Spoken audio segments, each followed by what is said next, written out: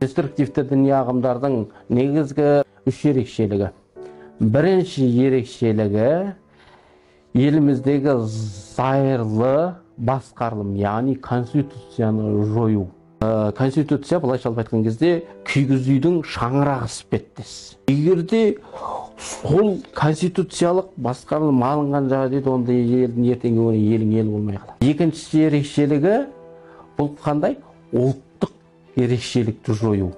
Ал үшінші ерекшелігін айтатын болсақ, еліміздегі жалпы әрбір семьядағы отбасылық құндылықтарды жою. Бұлардың орталығы шетелде отыр. Сол елдерменен конфликті болып қалған жағдайда ертеңгі күні өзіміздің ішімізде жүрген жат ағымдар өзіміздің ішімізде тыңшы қызметін атқарып кетпесіне кім кепіл?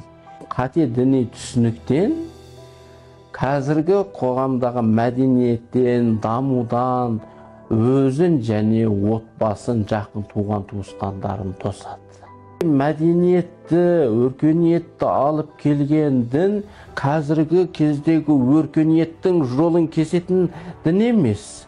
Керісінше өркениетке өркениет қосып, өркендетіп дамытатын болу керек. Алаш арыстарының барлығы осы ұлтым үшін, бірлігім үшін өздерінің жанын қиып кетті ғой. Міржақып Дулат атамыздың бір өлеңі бар. Мен біткен ойпаң жерге аласа ағаш, емеспін жемесі көп тамаша ағаш.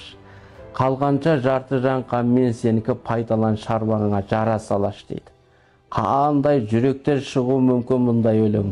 Алаш арыстары талпынған елге солар талпынған, ұлтқа солар талпынған идеологияға біз де талпынуымыз керек, және осы алаш арыстарының ұранын біз өмірлік ұран ретінде өмір сүруіміз керек.